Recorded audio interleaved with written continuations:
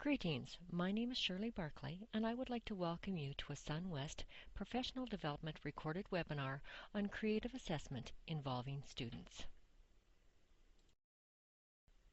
Here's our agenda for the next 45 minutes or so. In the first part, we're going to be talking about setting criteria with students. When you're co-creating criteria with the students, you're helping them to know what the targeted learning is and then strive to achieve it. By getting the students involved in the development of essential questions, it helps them to gain a deeper understanding of the topic being studied. In the second part, we're going to be talking about involving them in designing assessments. When you involve the students in designing assessments, you are nurturing them to be themselves, to be creative, and to think outside the box. You are also taking into consideration the different learning styles of the students in your class. In this webinar, you'll get some ideas and tools that will engage your students in assisting you in designing assessments and showing what they know in creative ways. Criteria is very important. It sets the guidelines for how we accomplish everything. If we operate under a different set of criteria, everyone is not on the same page, and there will undoubtedly be some problems. In the video with Mom, Pa, Kettle, they are using different criteria for how you add, multiply, and divide. Take a moment to watch the video. Of course, in the video, somebody is obviously wrong, but none of them seem to think so. This video was made using SafeShare TV. It takes out all of the advertisements and is a great tool to use in the classroom. Often the question is asked, why set criteria with students? Well, criteria is what counts. It's what's important. By involving the students in the setting of criteria, it gives them that sense of ownership and thus creates a buy-in. We set criteria with students for a variety of reasons. By setting criteria, the learning becomes more explicit. The students are able to see what quality work looks like. As often as we can, we should provide students with exemplars so that they can use them as a point of reference for their own work. They can compare their work to the exemplars to see where they are on the continuum. They will also confirm and integrate new knowledge. Setting criteria helps them to develop that important assessment language that is so vital in a 21st century classroom. And they can also look at the list of criteria and decide what they personally need to work on to attain success.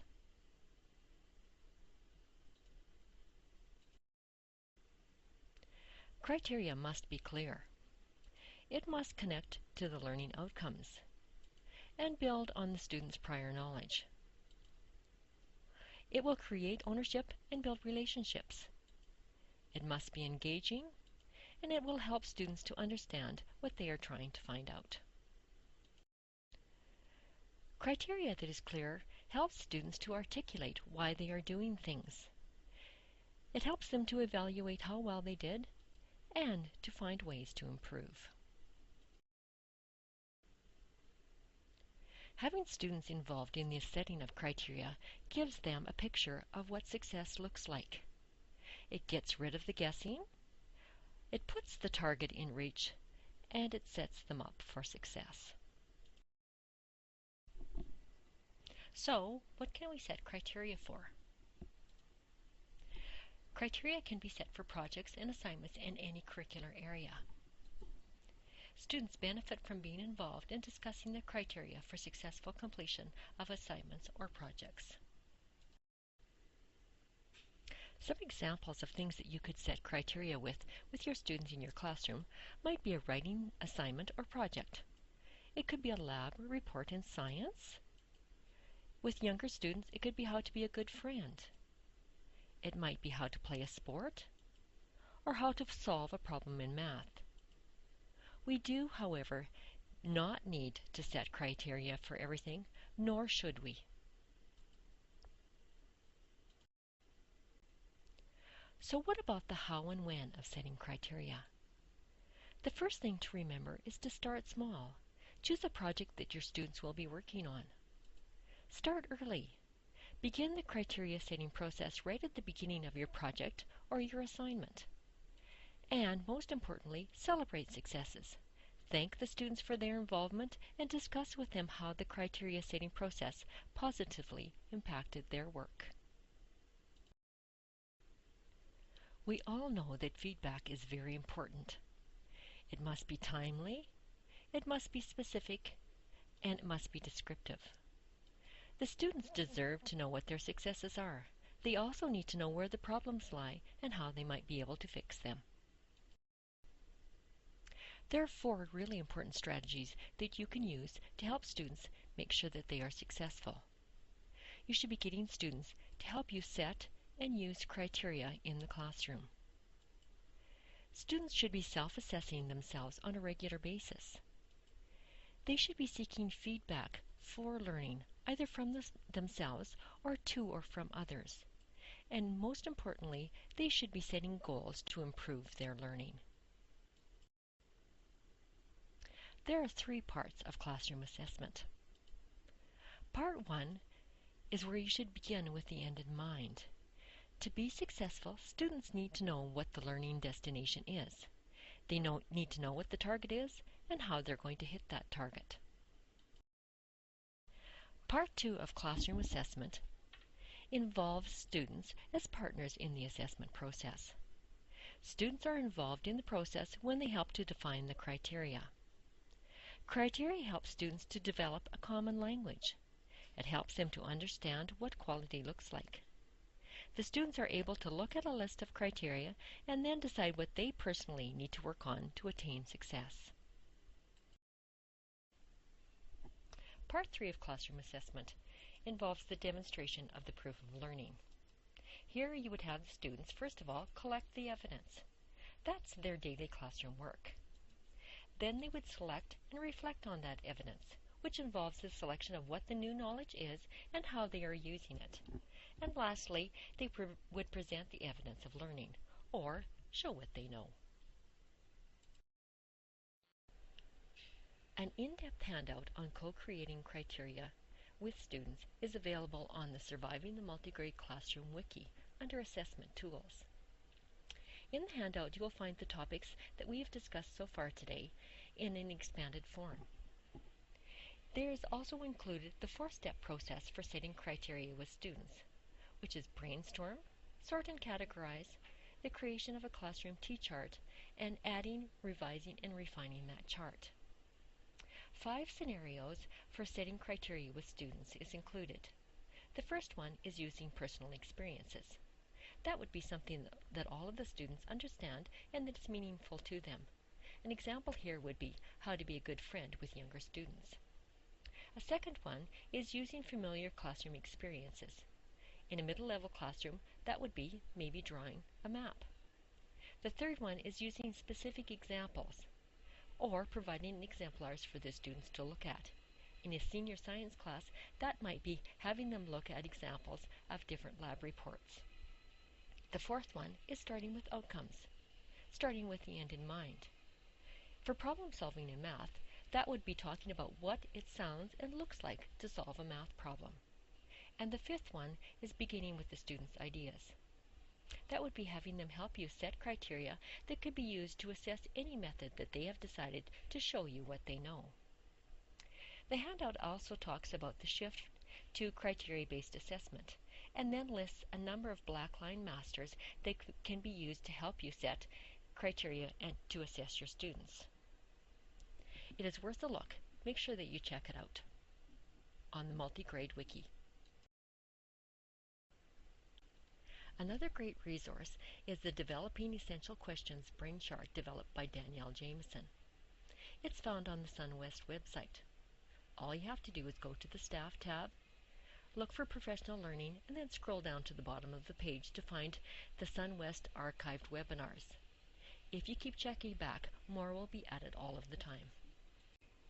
Getting students involved in designing their own assessments is a way of inspiring their creativity. By having the students involved, it will give them a sense that it is okay to try new things and that even if they may come up short, they can learn from the experience and move forward. No learning is ever the end of the line, and growth is always possible. We must instill in our students that lifelong learning is one of the major goals that we are trying to focus on in our schools of the 21st century. Before you get started, it's important to discuss the options with the students. Not every outcome lends itself to having the students show what they know in a self-determined, creative way. Often, a pen and paper assessment is appropriate and necessary. Sometimes more traditional summative assessments are required, and the students need to understand that. If you have decided that a more traditional question and answer assessment is appropriate, involve the students in the development of the questions. We all know that all assessments require questions from a variety of levels on the assessment rubric. The types of questions that students develop is very indicative of their level of understanding. This student flip chart based on Bloom's taxonomy is a great resource that each of your students could use to make assessment questions at all rubric levels. It's free from Teachers Pay Teachers, and both the shortened URL and the QR code will take you to the flip chart for your free download. There are a variety of ways to have students involved in the development of questions. Many of you may be familiar with the Q-matrix method. Question stretchers are very much like the Q-matrix, except that they specify the type of questions that are being created by the specific prompts. The lowest level of questions are the surface questions.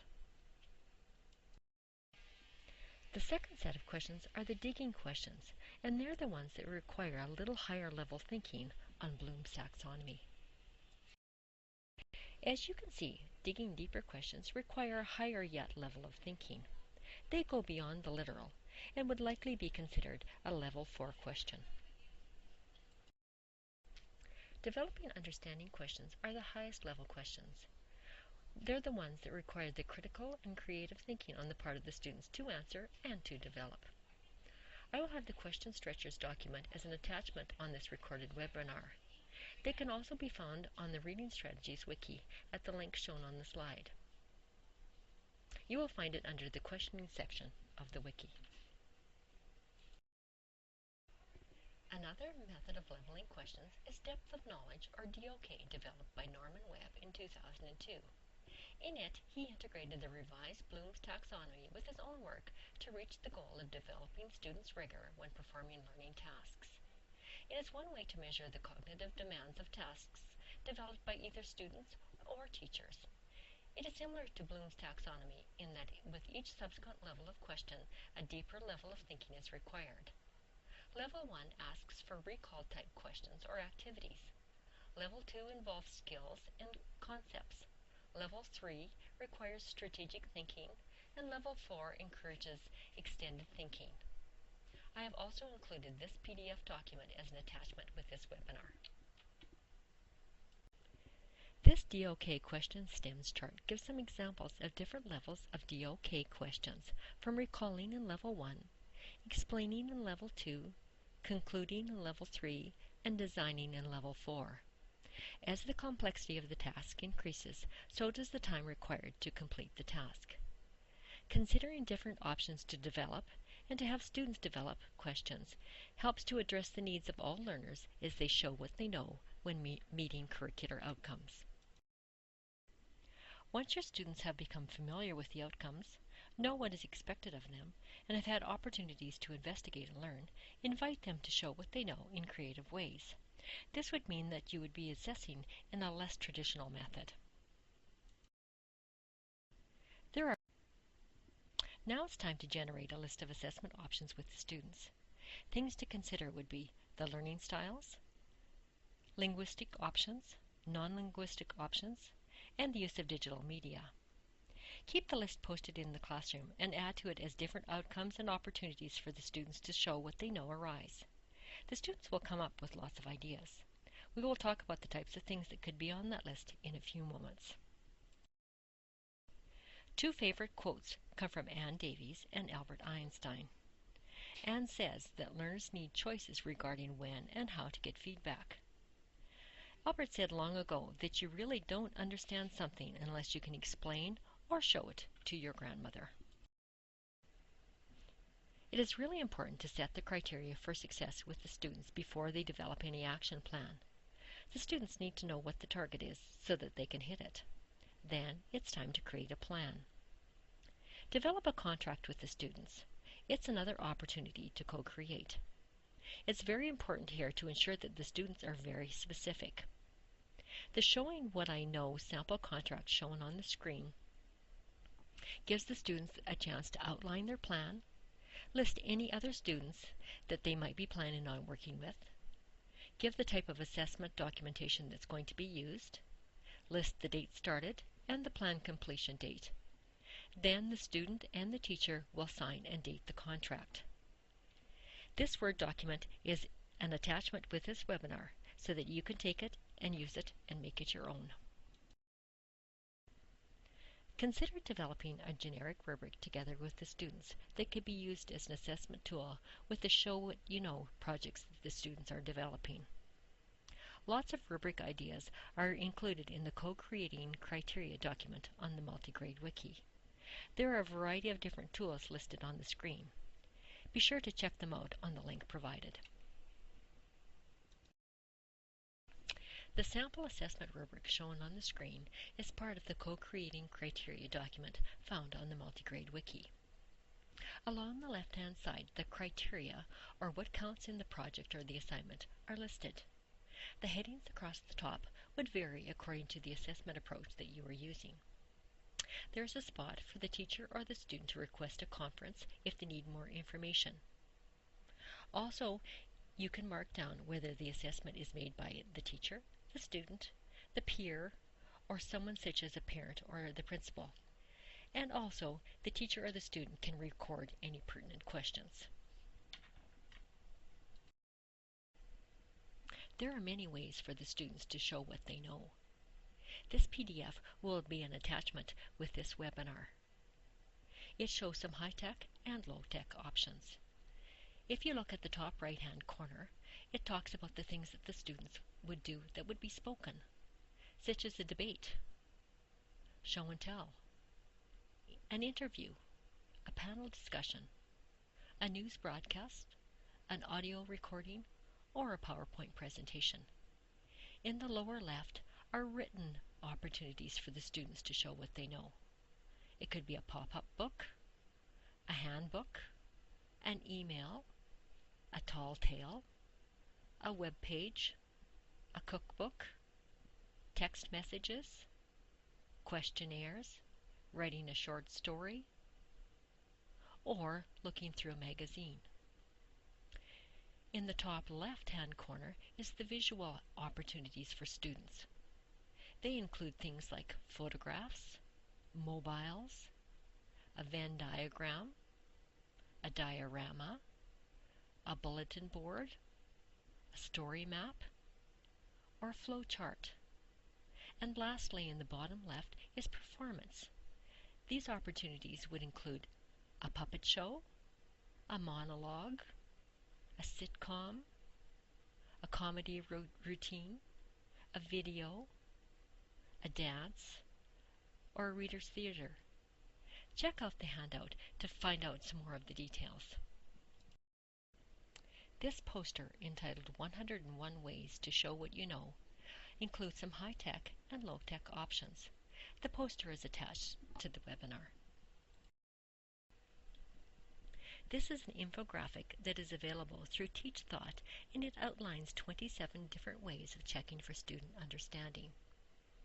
Some examples are argue, show, explore, define, complete, identify, report, list, locate, illustrate, grade, conduct, examine, and justify. Click on the link provided to get a copy of the infographic for your classroom. Additional ways shown on the infographic for checking for student understanding include sketch, diagram, merge, rate, role play, solve, critique, compose, design, test, write, compare, and repeat. Again, check out the link provided so that you can get a copy for your classroom. Some assessments you can perform in 90 seconds are found on the next two slides, and they also come from Teach Thought. The first one is called Do's and Don'ts. Here, the students would list 3 do's and 3 don'ts when using, applying, or relating to the content. The example would be 3 do's and 3 don'ts for solving an equation. An example of a student's response would be, when adding fractions, do find a common denominator, do add the numerators once you found the common denominator, and don't simply add the denominators. The second one is called 3 Most Common Misunderstandings. Here, the students would list what they think might be the 3 most common misunderstandings of a given topic based on an audience of their peers. An example of a student's response here would be, in analyzing tone, most people probably confuse mood and tone. They forget to look beyond the diction to the subtext as well, and they also forget to strongly consider the intended audience. The third one is called the yes-no chart. Here the students list what they do and don't understand about a given topic, what they do understand on the left, and what they don't understand on the right. Being specific really matters. An example of a student's response would be, in learning about paragraph structure, what they do understand is that they know what a topic sentence is, how many sentences in a paragraph, that a paragraph should be about one idea. What they don't understand is how a paragraph can have a conclusion, how they know when they've given enough supporting details in the paragraph, and how to revise a paragraph. The last one is called 3 questions. Here the students are asked to make up 3 questions about a topic, and then rank them in terms of their importance or value. An example of a student's response would be, for low importance, does the prefix tri mean 3? For medium importance, is the triangle the only 3-sided geometrical figure? And for high importance, why don't triangles show up very often in nature as so many other shapes do? Some additional assessments that you can perform in 90 seconds are shown on this slide. The first one is called Explain What Matters. In it, the students explain the most critical part of a given topic to a self-selected audience that they have to specify in 2 or fewer sentences. Here, the audience can be anyone. For an example of a student's response, you would be thinking about the most important part of a thesis sentence being clarity and conviction. So the student explains, a thesis statement is kind of like a hook or title of one of our songs. It delivers the message that the song goes on to explain. The next one is called Big Picture. Here the students diagram the context. They could think about where it fits in and how it functions in its natural bigger picture. This is good for abstract or right-brain thinkers. An example of a student's response here would be that it's impossible to understand the rules that we live by and how they were formed without understanding the 3 branches of government. Another one is called the Venn diagram. Here the students compare and contrast a given topic to a tangent topic. The example being comparing the water cycle to distillation or symbolism to illusion. An example of a student's response would be the creation of a Venn diagram comparing and contrasting symbolism and illusion, or tone and mood. Another one is Draw It. Here the students draw what they understand about a topic.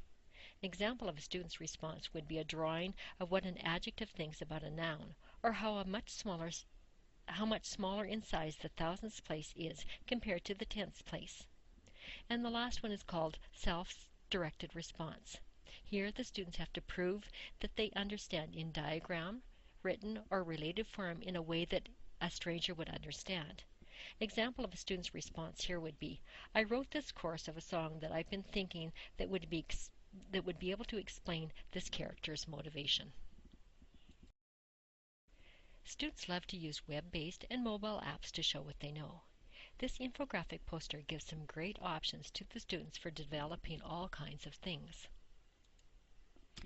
It would give them options for audio recordings, making collages, creating comics, developing posters, making slide presentations, making electronic books, narrated slideshows, movies, animations, and screencasts. Check out the link on the bottom of the slide so that you can see the complete poster. The next few slides outline 7 creative apps that allow students to show what they know. It's another treasure found on Teach Thought. While there are so many apps that deliver content, one of the best uses for technology in education is to make something with what you're learning. This might include producing a video, authoring a digital book, recording a puppet show, creating a collage, narrating a slideshow, designing a comic book, or somehow making your own media and study aids. Yes, there are loads of drill and skill apps, digital books, and electronic response systems that are very useful in classrooms. What's much more exciting to me are the apps that empower students to be creative and expressive while using them to show how they have met the curricular outcomes. Technology gives us many avenues for explaining our learning. It also gives us an audience, whether that audience is a teacher, a grandmother, a classmate, or a stranger. The first of the 7 creative apps is called PicCollage. It uses photos, stickers, frames, and text to create collages. It's available as an Apple and an Android app. Many of you have probably used Haiku Deck. It helps students communicate more effectively, explore new opportunities, and feel more creative and inspired. Another one is called Book Creator. Here the students can create their own beautiful iBooks right on the iPad. It's ideal for children's picture books, photo books, art books, cookbooks, manuals, textbooks, and the list goes on. Another creative app is called Puppet Pals, and the students will have lots of fun with this one. Here the students create their own unique shows with animation and audio in real time. They simply pick out actors and backdrops, drag them onto the stage, and tap record.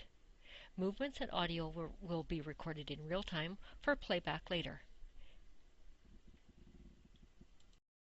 Students can make documentary and news segment style films with Videolicious. They record themselves giving a short introduction and then can easily cut to a series of images and videos. The filming can then return back to the student, who can record a short conclusion. The free version of Videolicious has a time limit of 60 seconds. The time constraint can actually push students to include only the most important or interesting details. The other constraint placed on the free version is that each video can have only up to 10 shots per video. Videolicious can be saved to the camera roll, allowing the video to be used in other apps and shared in a variety of ways. Videos made with Videolicious can be fantastic for making how-to videos, book reviews, field trip documentation, chapter summaries, public service announcements, science lab recaps, and vocabulary explanations. In ThingLink, students can add tags to images. Tags can be web links, comments, photos, or videos. They can make interactive reports, digital portfolios, tagged maps, learning summaries, interactive book talks, talking artwork, history projects, study guides, and much more. It's similar to Poem. In your 21st Century workshop at the beginning of this year, you've probably viewed the Cool Tool Duel with Terry Epp and Doug Clausen. Click on the link to view the video all over again. It includes ThingLink. Students turn what they know into a puzzle with the Stick Around app. Puzzles are made in 3 easy steps. First of all, the students use the drawing tools and/or import photos to make a background. Next, they add stickers with text, images, or drawings. Lastly, they indicate where the stickers belong by making an answer key. Puzzles are played by dragging the stickers from the tray on the right side of the screen onto the correct spot on the background. Types of puzzles that can be made include sorting, categorizing, labeling, and matching. Puzzles can be played on the same iPad, and they can also be shared to other iPads that have Stick Around installed. Since the end product is a game, students keep their audience in mind as they craft and test their puzzles. Students can use Stick Around to make puzzles where students tag parts of the body, place items where they belong on a chart, label items in a photo, associate words and definitions, complete a graphic organizer, put the words in alphabetical order, and so much more.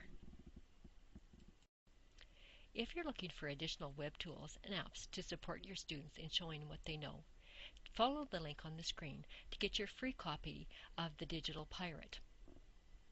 It's from Ditch That Textbook.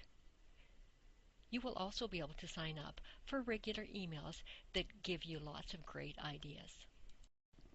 SunWest School Division has lots of assessment supports in place. Please feel free to contact Danielle Jameson, our assessment and data consultant. Also make sure that you contact the learning coaches and technology coaches, and check out the assessment and multi-grade wikis. And of course, make sure that your students are involved. They're one of your greatest resources.